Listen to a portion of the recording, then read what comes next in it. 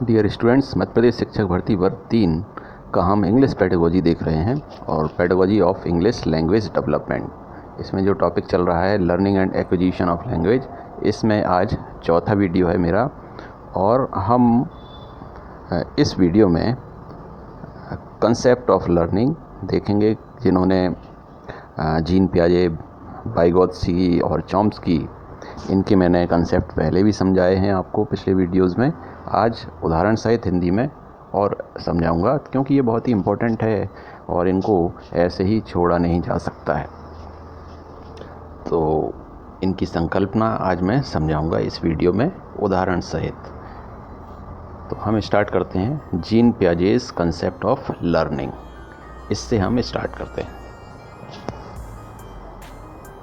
भाषा विकास के सिद्धांत से पता चलता है कि बच्चे भाषा सीखने के लिए आत्मसात और आभास दोनों का उपयोग करते हैं। आत्मसात का अर्थ है कि किसी भी चीज़ को समझने से पहले उसको, उसकी जो इंद्रियां हैं बच्चे की, वो उसको एक्सेप्ट कर लेती हैं, अपने अंदर एब्जॉर्ब कर लेती हैं। किसी भी चीज़ को जब किसी व्यक्ति की इंद्रियां उस चीज़ को एक्सेप्ट कर लेंगी तो ही उसको सीखने में आसानी होगी। तो आत्मसात करना मतलब अपने अंदर उसको समाहित कर लेना, कोई भी चीज़ है सीखने की। तो जैसे यहाँ पर बात हो रही है भाषा, तो भाषा सीखने के लिए पहले ज़रूरी है कि बच्चा आत्मसात कर ले, उसको आत्मसात कर लेता है। और आभास मतलब वातावरण, आसपास का माहौल, इन दोनों का ही बच्चा उपयोग करता है। पियाजे का मानना था कि भाषा अधिग्रहण होने से पहले बच्चों को पहले मानसिक रूप से विकसित होने की ज़रूरत है। तो इन्होंने जो कहा कि भाषा सीखते हैं, इससे पहले ज़रूरी है कि क्या बच्चा मानसिक रूप से विकसित है भाषा सीखने के लिए। तो यदि वो मानसिक रूप से विकसित हो चुका है बच्चा, तो वो भाषा को बहुत अच्छे से और आसानी से सीख पाएगा, ग्रहण कर पाएगा, ऐसा पियाजे का मानना। कुछ शब्दों और ध्वनियों को बेहतर ढंग से समझने और भाषण में उनका उपयोग करने के लिए एक साथ समूहीकृत करने की आवश्यकता है। तो जैसे शब्द होते हैं या ध्वनि हैं, उनको अगर बहुत अच्छे से समझना है और उनका आम बोलचाल की भाषा में उपयोग करना है, तो इनका फिर एक कलेक्शन करने की ज़रूरत है, समूह बनाने की आवश्यकता पड़ती है। तो बच्चे ने शब्दों और ध्वनियों को समझा और उन चीज़ों को, उन शब्दों को वो अपनी भाषा में उपयोग करे, बोलने चालने में उपयोग करे। तो ये कंप्लीट एक कलेक्शन है, समझना और उसका उपयोग करना, इसकी आवश्यकता पड़ती। आत्मसात के माध्यम से मतलब वही बात है कि इंद्रियां, बच्चे की इंद्रियां उसको एक्सेप्ट कर लेती हैं, अपने अंदर ले लेती हैं, ग्रहण कर लेती हैं।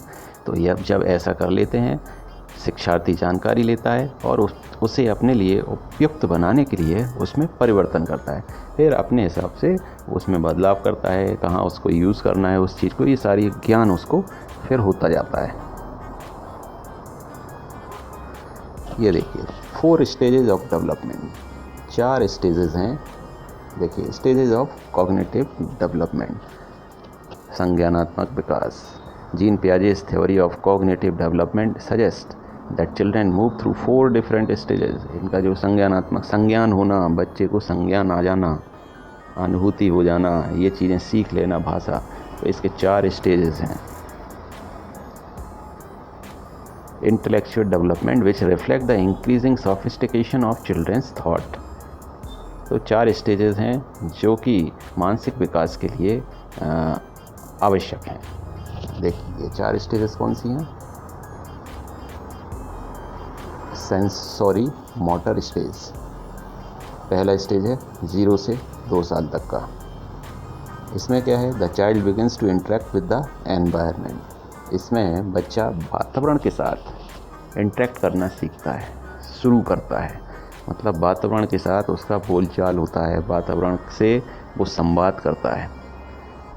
फिर है 2 से 6 साल के बीच में, पहला 0 से 2, 2 से 6। दूसरा कौन सा है? Pre operational stage. इसमें the child begins to represent the world symbolically. Symbols के थ्रू बच्चा दुनिया को पहचानने लगता है। जैसे कि इसमें खिलौना दिया हुआ है, टेडी बियर दिया हुआ है, इससे बच्चा चीज़ों को पहचानने की शुरुआत करता है। Concrete operational stage, the child learns rules such as conservation. ये क्या है? तीसरा स्टेज 7 से 11 साल की एज में या 7 से 12 साल की एज के बीच में बच्चा रूल्स, नियम कायदे सीखना शुरू कर देता है। जैसे कंजर्वेशन क्या है? संरक्षण। इस तरह के जो रूल्स हैं वो सीखने लगता है।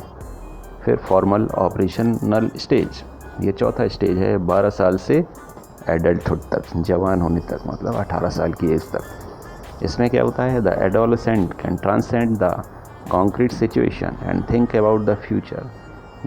इस एज में बच्चा जो वास्तविक जो समय है, जो भी सिचुएशन है, उसको समझने लगता है और अपने भविष्य के बारे में विचार करने लगता है। ये 4 स्टेजेस हैं जीन पियाजे ने जो बताई हैं कॉग्निटिव स्टेज की, कॉग्निटिव डेवलपमेंट की।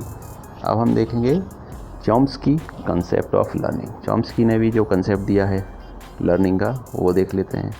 इसके मूल में चॉम्स्की का जनरेटिव ग्रामर का सिद्धांत, इन्होंने याद रखें एक जो सिद्धांत दिया है चॉम्स्की का वो है जनरेटिव ग्रामर।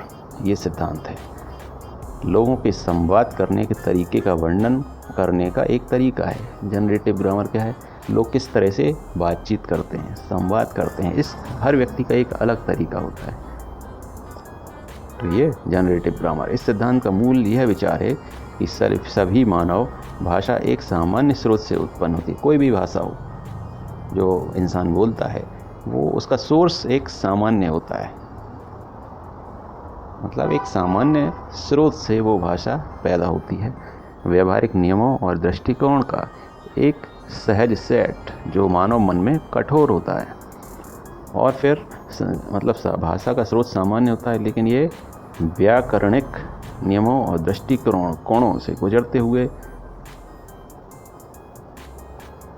मानव का जो मन है उसमें ये कठोर होती जाती है। स्रोत सामान्य होता है, लेकिन आगे चल के जब अलग अलग पड़ाव तय करती है तो फिर ये थोड़ा सा मुश्किल होती जाती है।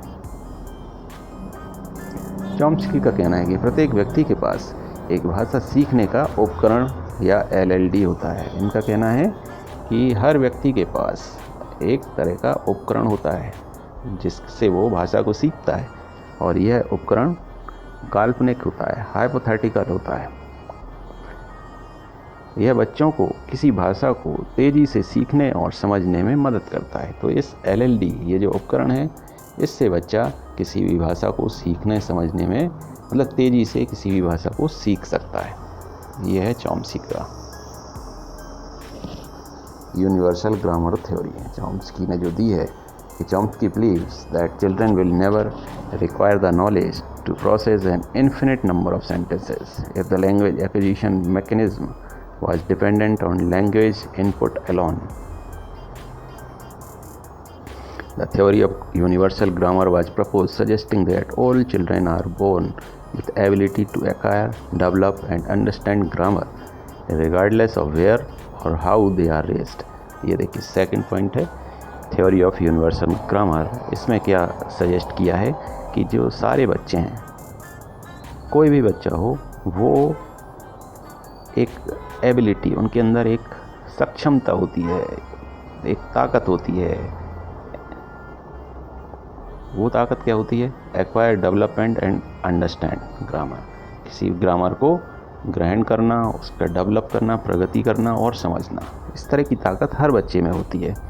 और रिगार्डलेस ऑफ वेयर और हाउ दे आर रेस्ड, और इसमें वो कहाँ पर इसे सीखते हैं या वो किन परिस्थितियों में वो बच्चा है, उससे कोई फ़र्क नहीं पड़ता। वो जो उनके अंदर सीखने की जो क्षमता है वो इनबॉर्न होती है, बच्चे में जन्मजात होती है। वाइगोत्स्कीज़ कंसेप्ट ऑफ लर्निंग, इसमें क्या है? वाइगोत्स्की के मानव सीखने के समाजशास्त्री सिद्धांत, इनका जो सिद्धांत है वो समाजशास्त्र पर आधारित है। इन्होंने कहा है कि सीखने को एक सामाजिक प्रक्रिया और समाज या संस्कृति में मानव बुद्धि की उत्पत्ति के रूप में वर्णित किया है। क्योंकि समाज में बच्चा रहता है, समाज से ही वो चीज़ें सीखता है, बोलना चालना और संस्कृति, ये सारी चीज़ें सीखता है और इससे मानव की बुद्धि डेवलप होती है। इनका मानना था कि सब कुछ 2 स्तरों पर सीखा जाता है, 2 तरह से सीखा जाता है इनके हिसाब से। पहला, दूसरों के साथ बातचीत के माध्यम से, आप दूसरों से बातचीत करेंगे तो उससे भी सीखेंगे, और फिर व्यक्ति की मानसिक संरचना में एकीकृत। उनका विचार था कि सामाजिक संपर्क ने अनुभूति के विकास में महत्वपूर्ण भूमिका निभाई है। तो सामाजिक संपर्क, समाज में उठना बैठना रहना, इसने अनुभूति का विकास किया है, सेंसेशन विकास किया है। सेंसेशन जो है, भावनाएं हैं, उनका विकास करवाया है समाज में। उनके अनुसार समुदाय भी अर्थ बनाने की प्रक्रिया में एक केंद्रीय भूमिका निभाता है और सीखना सांस्कृतिक रूप से संगठित, विशेष रूप से मानव मनोवैज्ञानिक कार्य के विकास की प्रक्रिया का एक आवश्यक और सार्वभौमिक पहलू है। ये उनका समाज के बारे में थ्योरी थी, socio cultural theory of development. ये देखिए, बच्चा समाज में रहते हुए हर जगह से कुछ ना कुछ सीखता है। A person's cognitive development is largely influenced by their surrounding culture. तो समाज, उसके चारों तरफ जो सराउंडिंग है, वातावरण है, समाज का वातावरण, संस्कृति, उससे बच्चा सीखता है। तो देखिए, वाइगोत्स्की का जो थ्योरी ऑफ डेवलपमेंट है वो कहलाता है सोशियो कल्चरल। ये देखिए, social interaction the more knowledgeable other. ये चित्र डायग्राम, ये पिक्चर के माध्यम से भी समझा रहे हैं इसमें। How does a child learn to construct a structure. तो इस तरह से वो स्ट्रक्चर बनाना सीखता है, ऐसे ही सीखता है। ये देखिए, खेल होता है इस तरह का, इसमें कैसे कंस्ट्रक्ट करना है, जोड़ना है, और ये ऑब्जर्वेशन चल रहा है, और फिर इंडिपेंडेंस, अपने आप उसने स्ट्रक्चर तैयार कर लिया। तो इस तरह से बच्चा सीखता है।